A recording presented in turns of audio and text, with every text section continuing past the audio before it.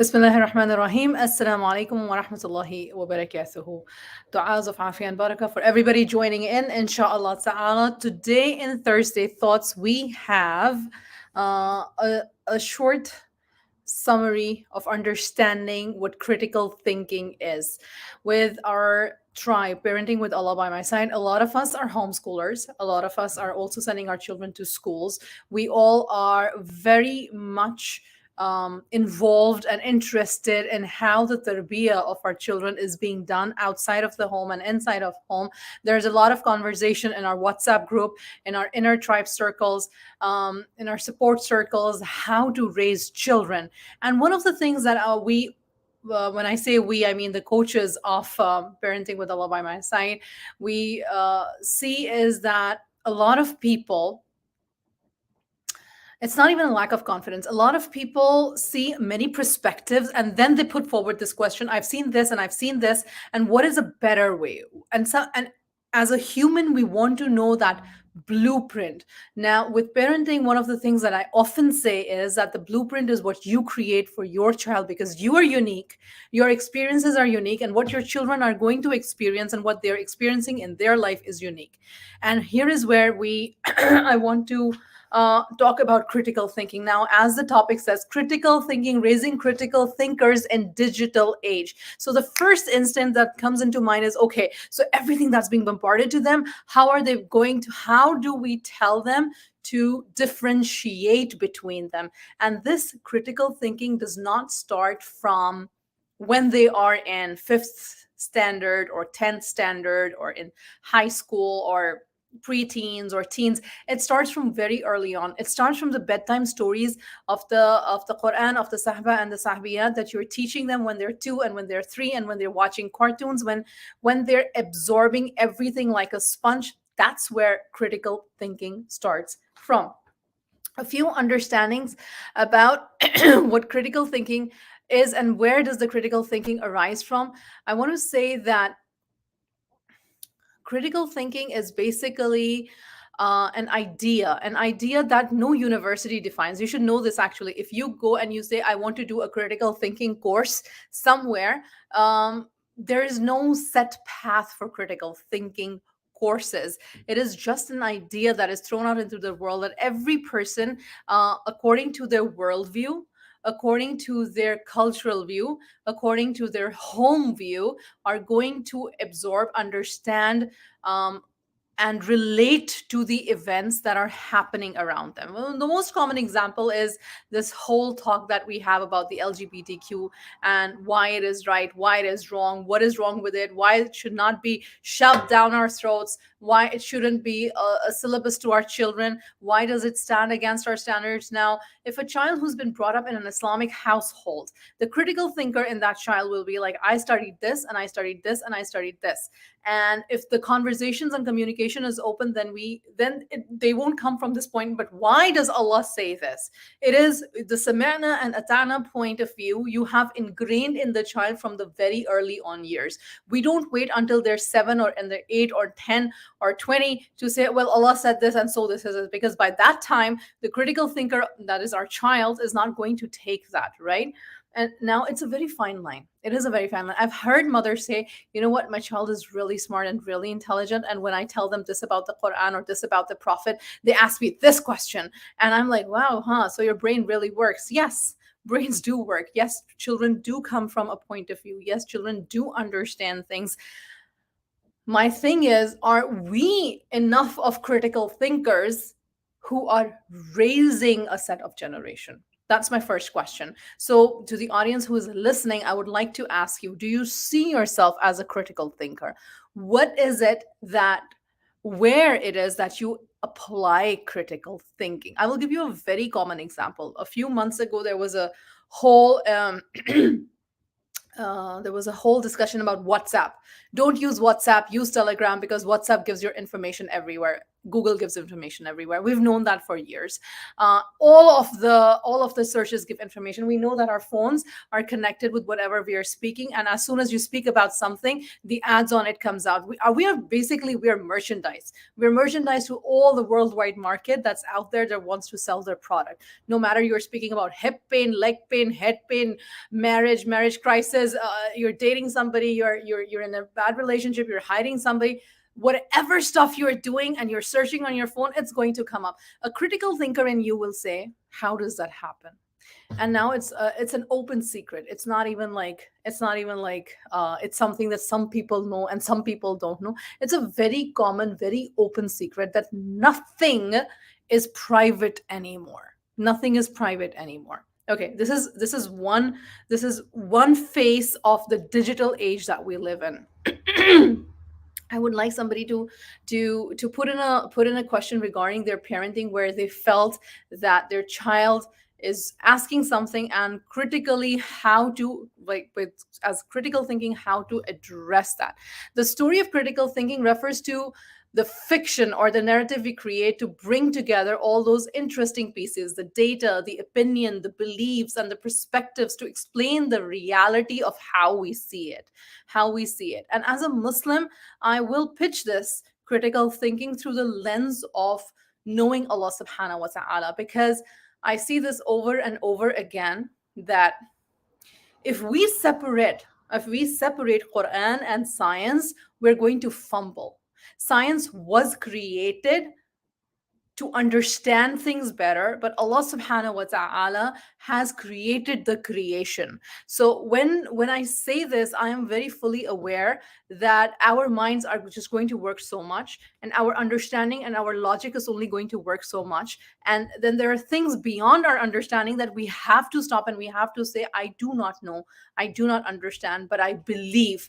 Now, in the time and age of critical thinking, the belief part has become extremely weak, and that is why this was very important. I can give many ideas from many thinkers where they say you need to ask, you need to challenge the thought process, you need to, yes, you do need to ask, yes, you do need to challenge the thought process. Islam says that, our deen says that, and Allah subhanahu wa ta'ala says that in the Quran. أَفَلَا تَعْقِلُونَ أَفَلَا تَعْلَمُونَ. Don't you understand? Don't you think? Don't you ponder? Don't you see everything around you? But again, the bias of the critical thinking is then what I am thinking is right.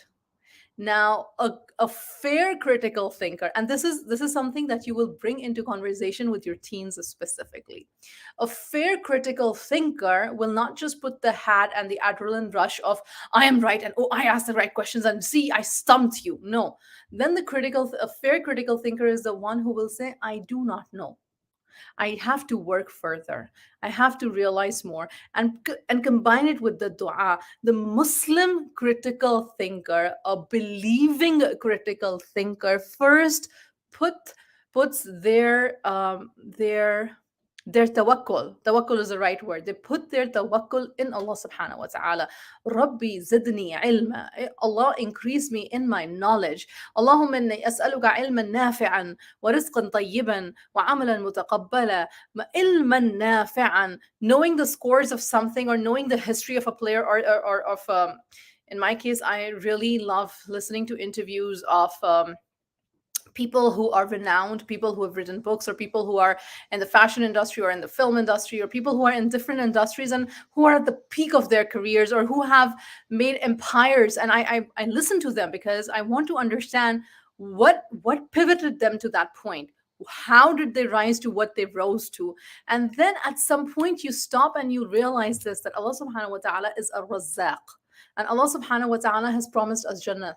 And Prophet ﷺ said, don't just ask for Jannah, ask for Jannatul Firdaus. And then a Muslim's paradigm shift, a mind shift of a Muslim critical thinker is not that why do they have and how can I achieve this? Because there are so many, and coming from the social media background, like which I have now. I'm a social media personality. You watch me on social media all the time.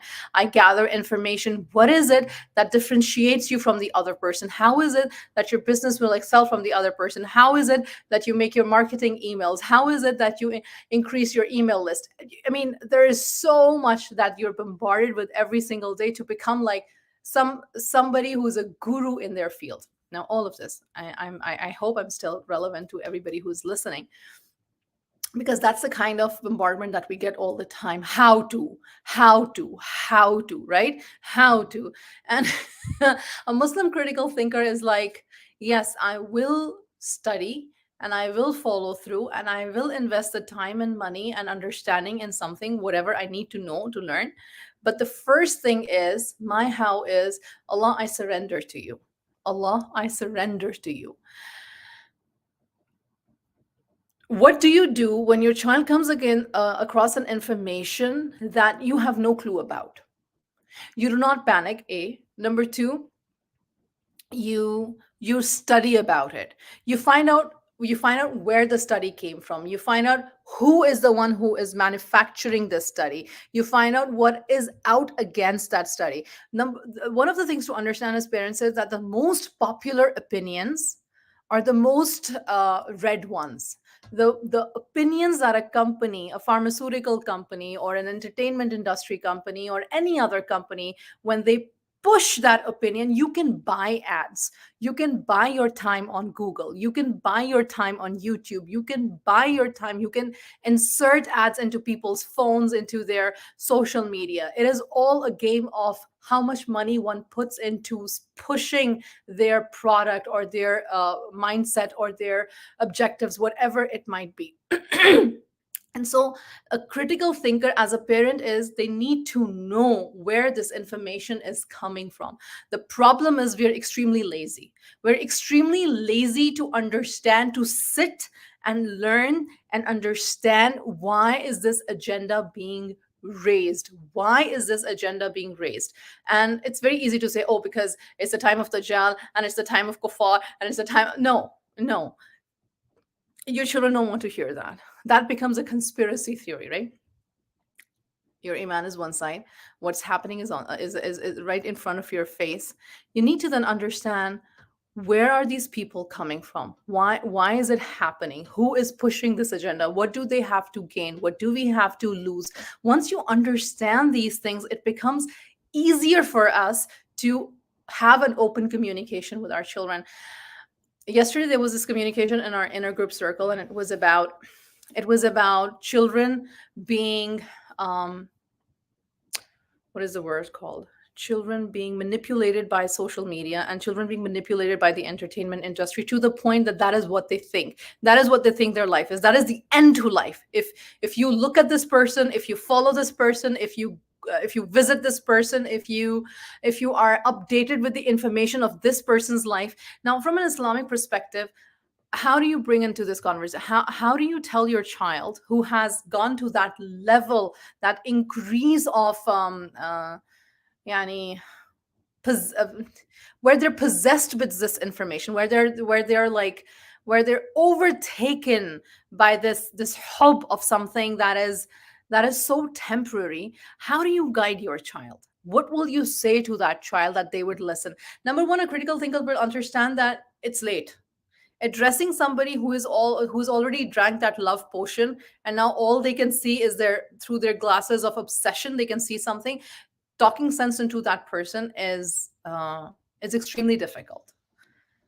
Were we able to stop it beforehand? Maybe yes, maybe no. But how do you bring in discussions with such people? How do you even start a conversation with such people? Do you throw facts at them, or do you tell them, oh, these people are kuffar, they're going to go to Jahannam, and this is not accepted in the Quran, and Allah does not accept it, and Allah is angry with this, and because of this? Do you think somebody do you think that the teens and the youth and the adults who are so engrossed in this idea of followership will understand us? No, of course no. Then what do you do? The question is, what do you do? What is a critical thinker going to do about it? A critical thinker cannot make them sit. You cannot imprison somebody who is poisoned or who is overloaded with something that they've ingested. The heart has ingested this, right? So what are you going to do? You're going to have conversations, difficult conversations, regular conversations, conversations that are going to hurt, conversations that are going to make you feel inadequate, conversations where you will be dumbfounded, conversations where you will be uncomfortable. But a critical thinker does not pursue their subject thinking that it's going to be comfortable and it's going to be complacent. That is not how a mu'min critical thinker thinks about things. You have to understand that you will become uncomfortable, you will have a perspective that you've not considered, you will have a point of view that was your blind spot, and it is completely okay. And it is completely okay if you come from this Western idea of critical thinking. And why these goras have been able to say, well, Black Lives Matter, and then support the indigenous people, or say apologize for the atrocities that they've done. What are basically they doing in 200 years? Let's say in 200 years, what are they going to repeat? They're going to say, oh, we were very kind, whatever our forefathers did, we apologized for it. We are very smartly erasing all the atrocities. What did the British rule do in the subcontinent? How many of our great grandchildren are going to remember? Not many, not many, because what are the goras of today doing? They're basically saying we're apologizing for whatever we did. We are very sorry they did this. Yes, there is trauma. Yes, there is colonial. There's colonial trauma. Yes, the South Asians are suffering from the colonial trauma. When you start identifying the problems, and the people are now discussing the problems, the inherited problems that they have, the traumas that they have, the triggers that they have, what is happening at the back? They're saying, well, we're the ones who brought it into, it's not the Muslims, it's the non-Muslims who brought it into perspective, who said, oh yeah, because the Gora did the Raj on the South American countries and in Asian countries, and that's why the people are that way, and that's why there's a generational trauma, and that's why the thinking is so. And now we're going to engage in conversations, and we're going to engage in the conversation of race, and we're going to engage in what's happening. What's happening?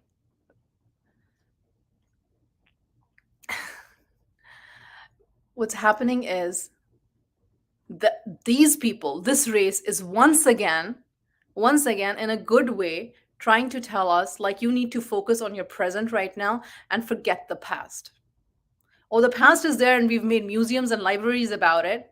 But 200 years down the lane, 200 years down the lane, 300 years down the lane, the same museums and libraries will say they did that, but then they did also this.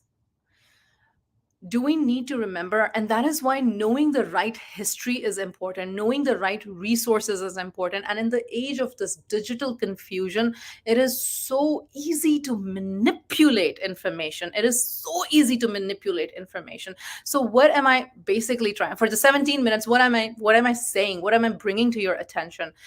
Know your history.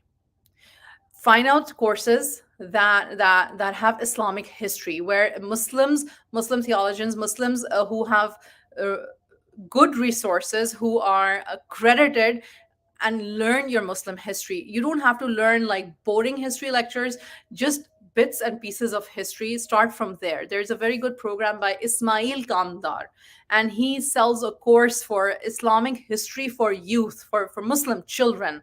I would highly recommend invest in that.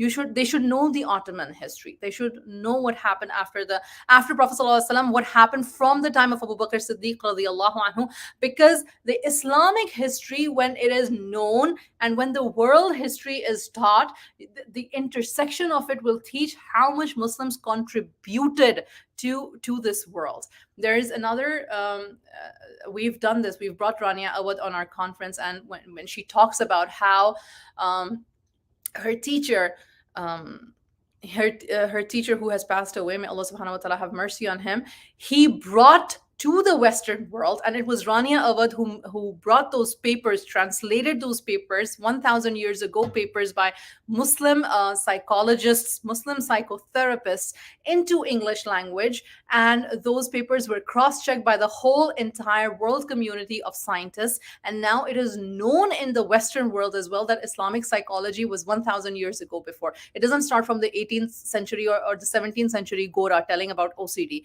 It was way before that, right? So know your history first, know the Quran first in order to be able to critically have those conversations with your children.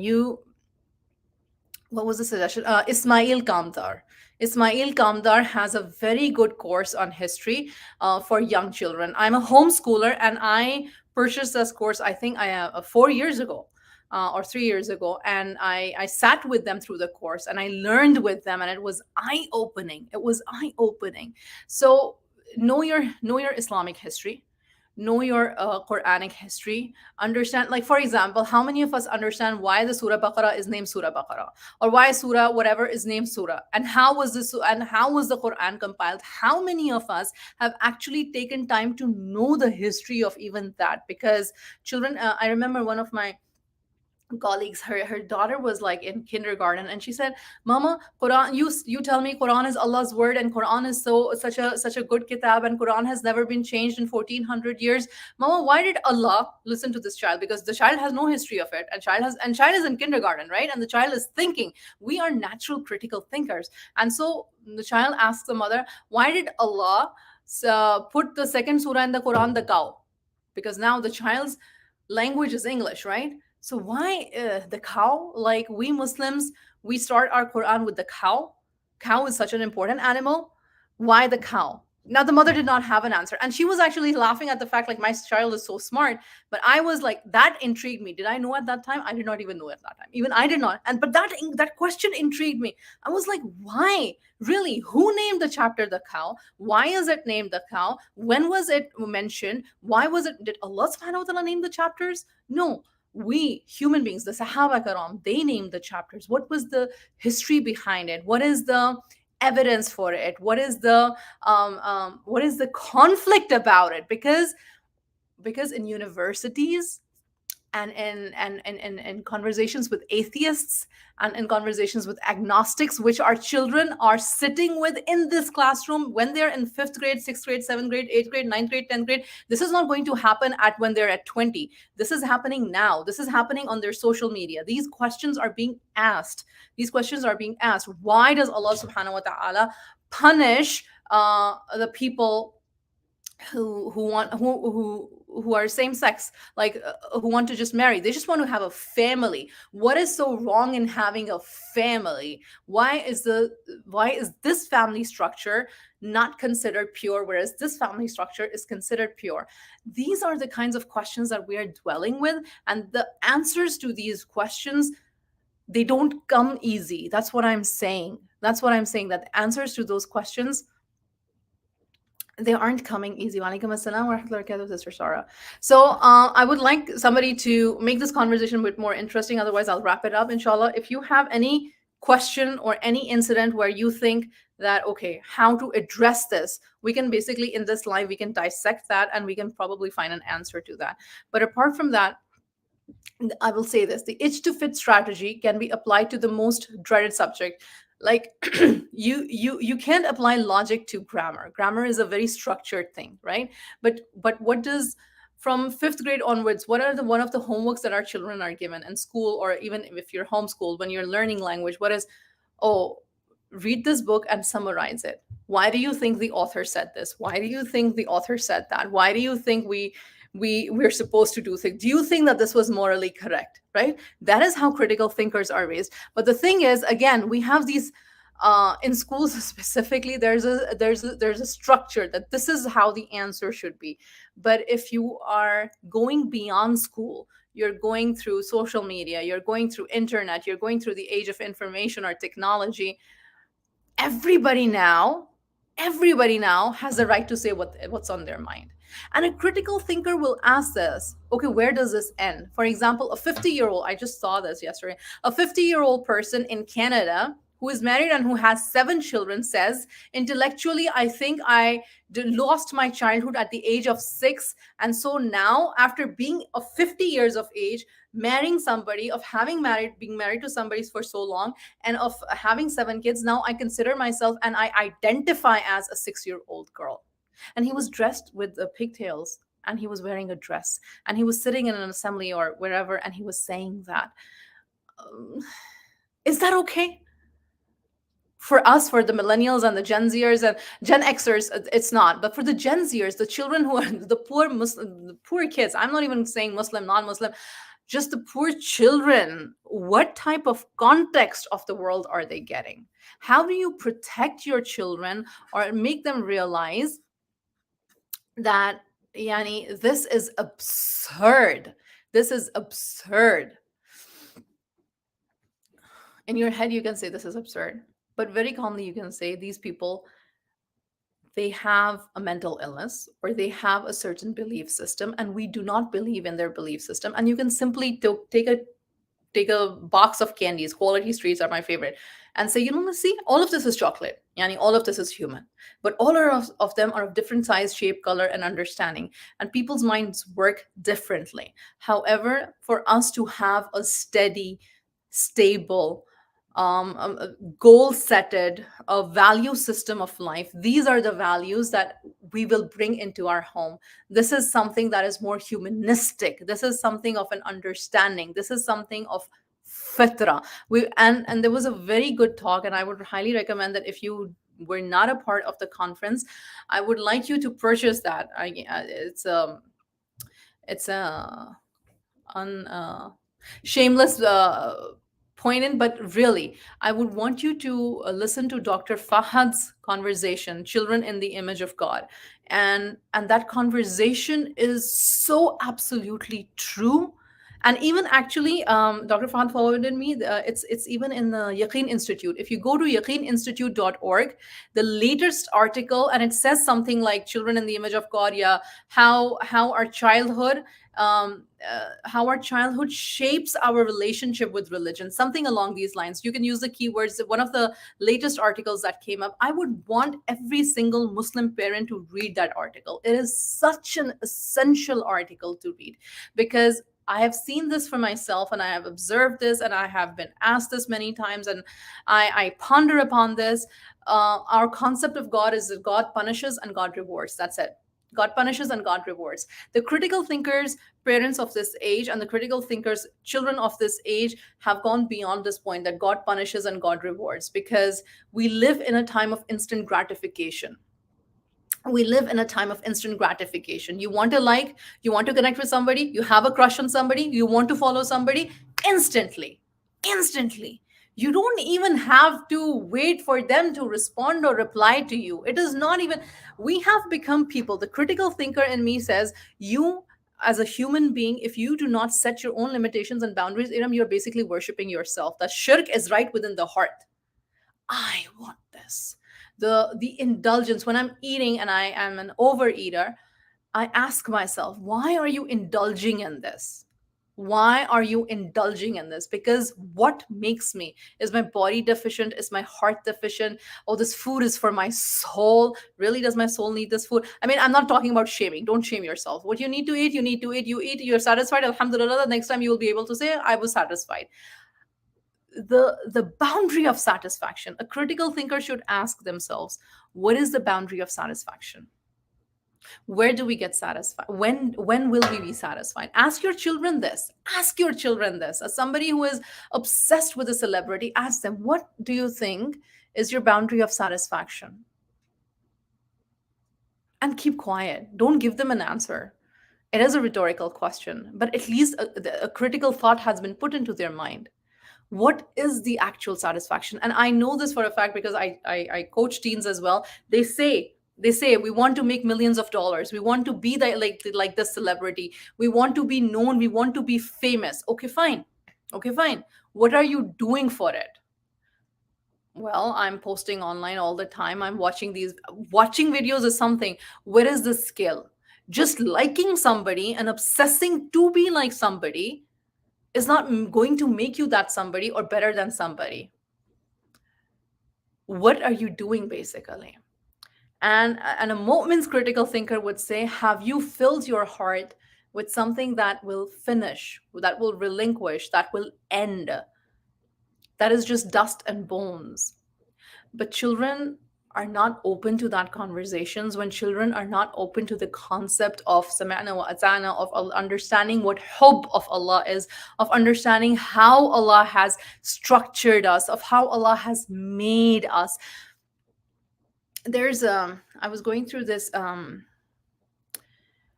Huberman, something Huberman. I'm forgetting the first name. He is a professor of brain science in Stanford, and he has a lot of free YouTube videos. If you follow him, really good information about brain science and how brain science works, and how trauma works, and how love works, and how loss works, and how grief works. And I was listening to one of his talks, and he said this. He said that when somebody dies, and when somebody dies, what happens is that the same neurons, the same sensors in our brain light up, that light up when we really want to eat some special food, or when we really want to be intimate with our partner, or when we really want to get something, but there's a wall and we cannot get it. And so that period of grief that we are feeling is because we are wanting something, we are wanting to listen to that same voice, feel the same touch, be in that same presence. But we know, but you know what he says? He says that critically the mind, if the mind will ask, the mind will say, well, you're never going to see them. And in my head I was like, no, a moment knows. And that is why we calm down easier, or our grief does not well, some people's grief does overtake them, but then again, that depends from mind, and that depends from how, what kind of personality, what kind of temperament they have, all of it. But a moment's belief is this dunya is temporary. And a moment's belief is that you will be with the one that you love the most. And the moment's belief is that whatever Allah has sent to us in the form of our children, or in the form of our relationship, is Allah's rizq. And if they're difficult for us, then it's our test. And if it's easy for us, then also it's our test. And if Allah subhanahu wa ta'ala has wanted somebody to be away from us, or taken away something from us, or taken away somebody from us, then inshallah ta'ala something better is going to return to us. We have these stories from the seerah. We have the story of Salama, when her husband passed away, and then what was she rewarded with, and the dua that she asked. And we have the stories from, like, all of this is not something that is to be taken lightly. Even if your child in the moment is saying, "Mas, just forget about it. I know. I've listened to the story many times. Just forget about it." No, do not, do not be, um, do not feel as if it does not matter, as if it will not kick in. It will kick in. Trust me, it will kick in. So Huberman, being such a huge scientist and everything, when he said, well, the grief is because we really want to be with that person, and the mind is telling you you will never be that person, and so your grief overtakes you. But slowly and gradually you grow around that, and there's life around you, and you yani, you don't heal completely, but you heal. But that one part where he says you will never see the person that has passed away, no, you will see that person that has passed away, and hopefully in Jannatul Firdaus, you will see your children. We know that when young children pass away, Ibrahim alayhi salam takes care of them in Jannah as their father. We know that. We know that for a fact. Prophet ﷺ said that. We know that this is haqq, this is truth. And so, in this age of constant bombardment of battle, of lies, of educated lies, the only way to be a critical thinker in this digital age is to be educated, not misinformed. Be educated, not misinformed. One of the signs of the endings of times is there will be a lot of information, and we are living in that time. There is so much information. There is so much information and misinformation, and anybody can buy any sort of information and put out any sort of information. Then we ask Allah subhanahu wa ta'ala that Allah show us and guide us the right kind of ilm, show us and guide us the right kind of understanding. We live in times where we are pressured to say, listen, you stay in your lane and I stay in my lane, and don't push something from your lane to my lane. I don't want to accept it, I don't want to comply with it, but I'm not going to bother you about it. Right? That is the civil way of living in a civil society, calmly and nicely, and being civil with each other. If this is what we are living with, then at least you have the right to know what is right and what is wrong. And so educate yourself. Do not inform yourself, do not misinform yourself, do not be misled by information, and do not get frightened by information. Do not get frightened by information. There's another thing. Most of us, we feel as if the whole world is doomed. ऐसा नहीं है. It's not sorry for my switch in Urdu. It's not like that. It's not like that. Allah subhanahu wa ta'ala has created you and has created me in this century for a reason. If there was no reason, we would have been either the people of the past or the people of future. Our purpose to raise the children of this ummah in this century is evident. What will you do about it? That's the question. What will you do about it? Inshallah ta'ala, I hope this was helpful. Jazakallahu khair. And one of the other things that I always say that, and Sister Sarah always say that, and we homeschoolers say that critical thinking is about caring. It makes it possible to react with precision when presented with information. Without caring, education is just another purchase. This is said by Julie Bogart, right? And she says this very wisely. She says that if you don't care enough, you will just eat in anything, right? But then with our young children, with our youth minds, they're learning. They're not much about caring. With us being parents, we have this objectivity that we care how our minds, how our children's minds are being shaped. So as critical thinkers, we need to care enough. We cannot just be like, yeah, this is what it is, yeah, we're living with it, just let bypass it. It's not. Again, reading is a powerful tool, and but it's also it's safe. We can choose what we want to absorb and what we want to adopt as true, no matter how well the researcher provides the pre-reviewed studies or datas. It is up to you to read. So Allah subhanahu wa ta'ala gave us that message first and foremost: iqra, iqra, iqra. Now I think, alhamdulillah, it's 36 minutes and 18 seconds. And any gems that came across, anything that you think clicked with you, anything that you think is good for you, anything that you want to add to this conversation, please do let me know, to write it in the chat box, inshallah, and then we will wrap it up. Jazakallahu khair. The Western notion of critical thinking is like challenge everything. The Islamic notion of critical thinking is there is a certain set of things that Allah has said, and those are hudud Allah. A Muslim critical thinker knows hudud Allah. Is not scared that, oh my God, what will happen? Because Allah has actually, by that I don't mean like don't be scared of Allah, or yeah, don't have taqwa. That's not what I mean. I mean is like we know how to humble ourselves. How do you understand, how do you judge yourself? What is the parameter where you say, I'm a good critical thinker, but I'm a person of taqwa? When you're able to say, Allah knows best. When you're able to say, Allah knows best. When do you start to think that, oh my God, I have, because Ibrahim alayhi salam, and I always give this example because I love this example. Ibrahim alayhi salam in Surah Baqarah, you will see this, that Ibrahim alayhi salam says, Allah, how will you wake the dead up? How will this happen? And Allah asks Ibrahim, don't you believe in me? So Ibrahim alayhi salam is a critical thinker. He's like, how is this going to happen? The how is not as much as bad. And Allah says, Ibrahim, don't you trust me? And Ibrahim says, no, Allah, I have yaqeen. I just am curious how. And then Allah shows him. And then Allah shows him. And when you listen to many atheist stories who converted to Islam, or people who are not believing in any religion but were believing in God but did not know which religion to follow through, and they believed in Islam.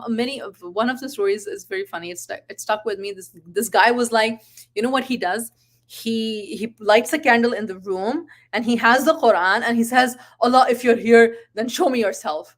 And we are humans are humans are so idiotic. Humans are so proud, like so mad self-centered. We humans think like, may Allah have mercy on us, and may Allah subhanahu wa ta'ala protect us from this arrogance that we have. Like, Allah, you show me. And Allah says in the Quran, read, reflect, understand, think about it. Why don't you see everything? And then, you know what this guy does? He says, Allah, if you're here, then you have to show me yourself. And then he opens the Quran. And the ayahs that he reads is, look at the mountains and seas around you, and don't you see that, and don't does your mind not think that, I'm paraphrasing, that there's somebody out there who created it. Look at the stars, look at the skies. And that guy, he says, I got goosebumps. I got goosebumps because I asked Allah, show me yourself. And then I opened the Quran, and the lines that I'm reading is like, look around you. Just look around you. And he said, I got goosebumps, and I closed the Quran. And I said, Allah, no, really show yourself. Then only I will believe in you. And then he opens the Quran again. And then he reads something that even more sediments that Allah subhanahu wa ta'ala answers. When you are pondering upon something and you are coming from a place of humility, like Ibrahim alayhi salam came. And even this guy, I think this guy was coming from a point of like, I really want to believe, but give me a push, Allah subhanahu wa ta'ala. It sounds as if he was being arrogant, but he was ready. He was just like, those strings, those last strings that are attached, and you like have to like break them apart. He was on that verge. And then he did say his kalama. He did say la ilaha illallah Muhammadur Rasulullah. But do not think that a critical thinker does not ask questions. It is how you're asking questions and what space you're coming from. What space you're coming from. Is it arrogance or is it humility? Jazakallahu khair. Assalamu alaikum wa rahmatullahi wa barakatuh.